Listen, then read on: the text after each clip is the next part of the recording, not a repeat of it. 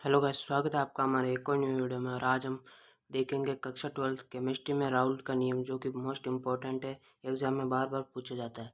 तो मैंने राउल्ट के नियम की जो डेफिनेशन लिख दी है और उसकी थ्योरी भी पूरी लिख दी है। आपको सिर्फ याद करना, समझने वाली चीज़ कुछ नहीं है। अब ये चैप्टर खत्म होगा इसके बाद में, ठीक है। तो राउल्ट के नियम की परिभाषा क्या है कि एक निश्चित ताप पर विलयन में उपस्थित किसी वाष्पशील अवयव का आंशिक वाष्प दाब मोल अंश के समानुपाती होता है। अब ये तो हो गई कि आपको याद करनी है। बाकी आपको इतना ध्यान रखना है कि जो आंशिक वाष्प दाब है मोल अंश के समानुपाती होता है। अब हम पी को जो है आंशिक वाष्प दाब से दर्शाते हैं और एक्स को जो मोल अंश के दर्शाते हैं। तो यहाँ पे क्या लिखा हो कि आंशिक वाष्प दाब मोल अंश के समानुपाती होता है। तो पी समानुपाती होगा, ये समानुपाती का चिन्ह है, समानुपाती होगा एक्स के मोल अंश के, मतलब आंशिक वाष्प दाब समानुपाती होगा मोल अंश के। जब ये समानुपाती का चिन्ह हटाएंगे अपन, तो ये एक के एक नियतांक आएगा, ठीक है। अब यहाँ पर दो केस मैंने किए। अगर p का मान अपन p1 ले और x का मान x1 लेने पर, तो क्या बनेगा कि p1 समानुपाती हो x1 होगा। तो जब हम इस समानुपातिक चिन्ह को हटाएंगे तो k कांस्टेंट आएगा। इस k का मान जो अब यहाँ पे होगा p1 0 होगा।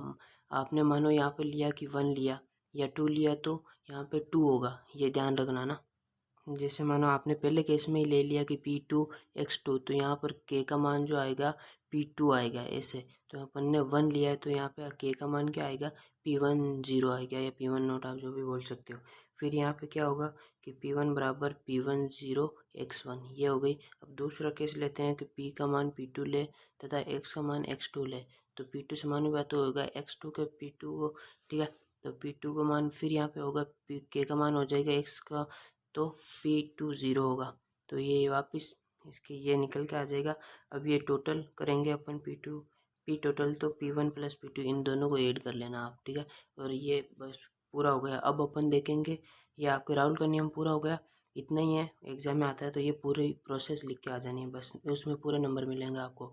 अब अपन देखेंगे आदर्श विलयन। आदर्श विलयन क्या होते हैं, जो राउल्ट के नियम के पालन करते हैं, और अनादर्श विलयन वो होते हैं जो राउल्ट के नियम की पालना नहीं करते। अब अपन डिटेल में देखते हैं इसको। यह है आदर्श विलयन। वे सभी आदर्श विलयन जो सभी ताप और सांद्रता पर राउल्ट के नियम की पालना करता है आदर्श विलयन कहलाता है। मतलब इतना ध्यान रखना कि आदर्श विलयन जो होता है राउल्ट के नियम की पालना करता है, ये आपको ध्यान में रखना है। दूसरा पॉइंट क्या है कि राउल्ट के नियम की शर्तों का पूरा करने वाला विलयन आदर्श विलयन कहलाता है। मतलब पी टोटल बराबर होना चाहिए P1 प्लस P2 को, जैसे अपन ने ये देखा। और P1 का मान होना चाहिए P1 नोट x1, ये भी अपन ने देखा था केस 1 में।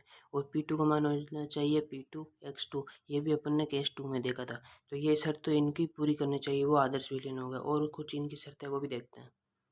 तीसरी जो शर्त है ये है, दो अवयव ए व बी को मिलाने पर विलयन का आयतन दोनों के योग के बराबर रहता है। मतलब आयतन परिवर्तन शून्य है। मतलब ए व बी जो कुछ अवयव उनको मिलाने पर आयतन बराबर रहना चाहिए।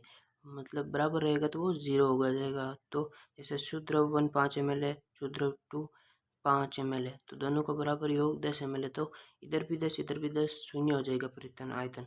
तो डीवी बराबर मिश्रण 0 होना चाहिए, ये ध्यान रखना। आदर्श विलयन बहुत बार पूछेंगे आपको एग्जाम में, सीधे सीधे मल्टीपल क्वेश्चन में।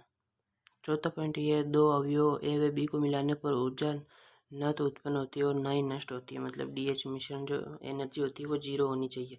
ये आदर्श विलयन होते हैं। अब देखेंगे अपन अनादर्श विलयन।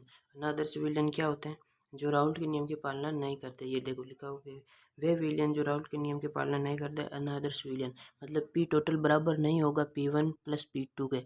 और P1 का मान क्या था, P1 0 x1, और P2 का मान था P2 0 x2, तो वो बराबर नहीं होंगे। अपन मैं बताता हूँ। ये देखो, ये अपन ने गणना की थी P बराबर P1 प्लस P2 राउल्ट के नियम में।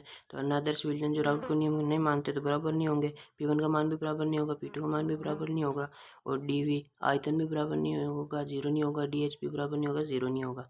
तो इस प्रकार के विलयन तो क्या हो गए, तो या तो देखो इसके दो प्रकार होते हैं। ये अनादर्श विलयन या तो धनात्मक विचलन प्रदर्शित करेगा या ऋणात्मक विचलन प्रदर्शित करेगा। तो कैसे करेगा वो बताता हूँ मैं आपको। ये देखो, ये है अनादर्श विलयन के प्रकार। दो प्रकार का अनादर्श विलय होता है। पहला है धनात्मक विचलन प्रदर्शित करेगा, या दूसरा है ऋणात्मक विचलन प्रदर्शित करेगा। ये आपको ध्यान में रखना है।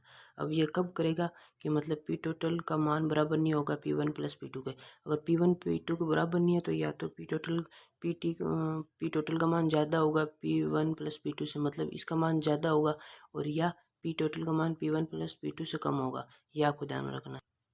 अब अगर पी टोटल का मान P1 प्लस P2 से ज़्यादा हुआ तो वो धनात्मक विचलन प्रदर्शित करेंगे, और पी टोटल का मान P1 प्लस P2 से कम हुआ तो वो ऋणात्मक विचलन प्रदर्शित करेंगे।